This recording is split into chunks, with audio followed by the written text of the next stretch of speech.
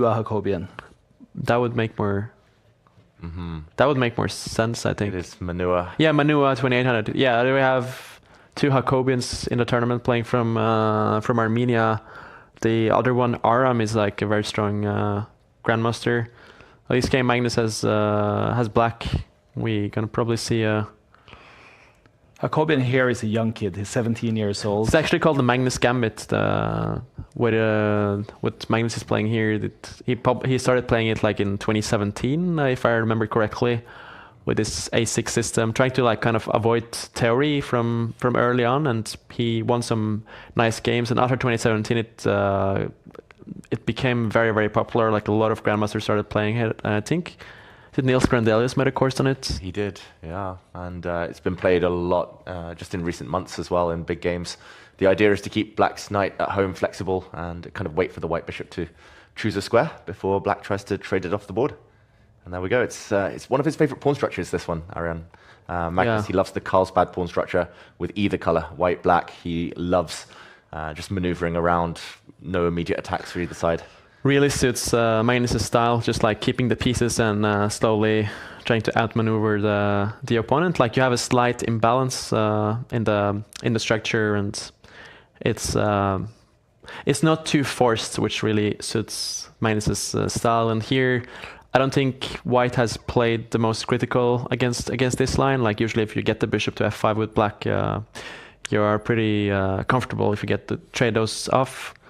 And here, both sides have castles. Black has no weaknesses. Like white plays his move a3, trying to play b4, which is a typical plan in these positions, trying to play for the a4, b5 minority attack.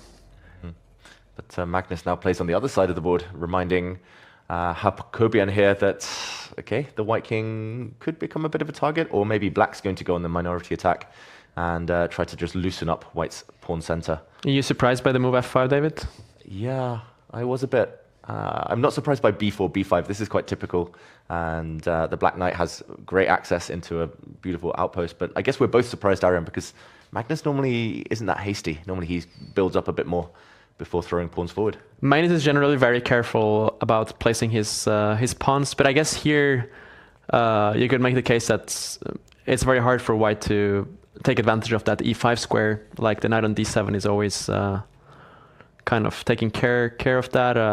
Knight c8 might look like a very mysterious moves, but generally in these kinds of positions, the ideal square for the knight is on d6, where it's hinting towards e4 and c4. So very often you go from c8 to d6, which is like a good square. But here you might just go with that knight to b6 and c4 as well. We have a maneuvering game. But Magnus has 1 minute more on the clock, which is definitely a nice advantage.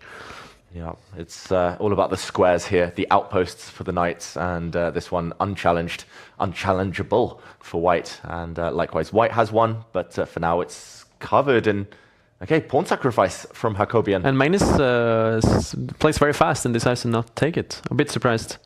I mean, you have to be a little bit cheeky with your Hakobyan when your online nickname is Wise Guy. I mean, he has to put in some sacrifices here. Yeah, pretty fly for a wise guy. Hakobyan, yeah, he's doing well. I quite liked his pawn sacrifice. I think Magnus didn't take it because the white knight would have got access to d4. There would have been a very quick attack on black's backward pawn here.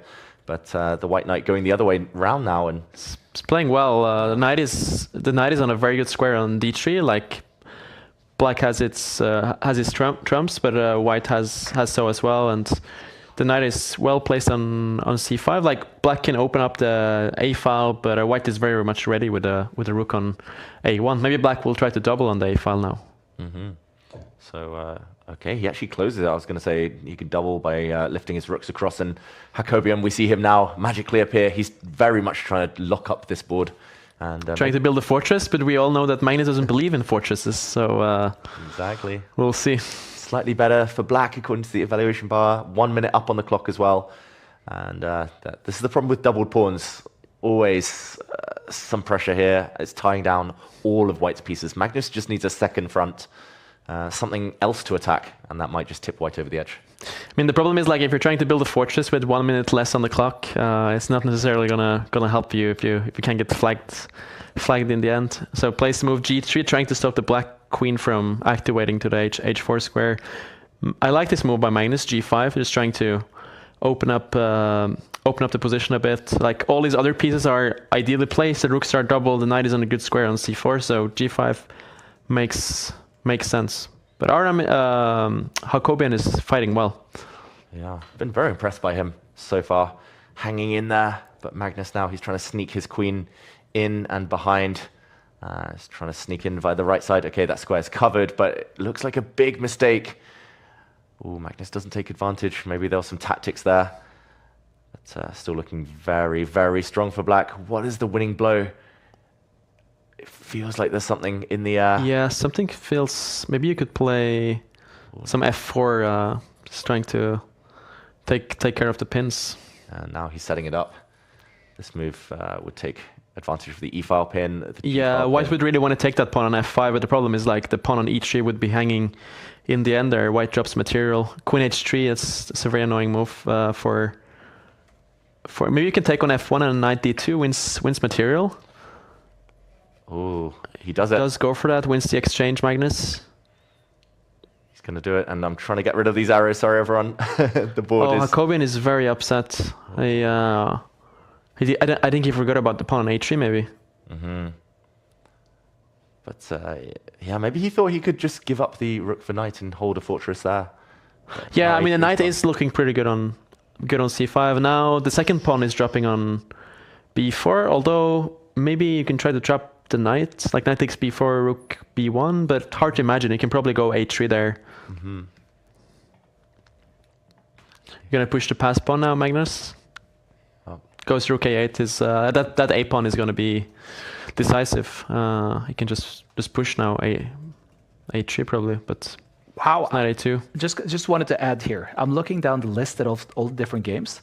I was about to say there are no surprises, and then I saw our streamer against Bortnik, who, I mean, Lucas is in an amazing position right now against Bortnik. Wow. And for those following the stream, that is very exciting. We're going to see how that went after we're done with the Magnus game here. But Lucas is actually completely winning. Yeah, but he still has more than a minute on his clock as well. So that's going to be interesting against, hey, a Title Tuesday performer in Alexander Bortnik. Bortnik is extremely tricky. So but it doesn't seem like it's an easy position to swindle in. Very, very cool if Lucas manages to. Come on, can we then finally accept that there's something wrong with Magnus' streaming room, or that whoever sits there is getting some special kind of powers? Yeah, I didn't get that power, so I'm not sure what you're talking about, Sparta. Yeah. Well, we're looking at Magnus here completely dominating against Hakobyan right now, and main problem, as I keep saying, well, I mean, the position is obviously tied to the clock, but the clock is what looks like the real killing blow, even though it is a one position here for black. Yeah, he can resist for a little longer. He's threatening some knight forks. He's trying to get his knight up to the f7 square to give a check, but 2 pawns down, and it's 2 pawns that actually work very well against knights. The A and H pawns. The white rook is active though, but there we go. That might be the clincher. Magnus now getting his king off the back rank. The A pawn is about to promote, and there we go. Result. And we should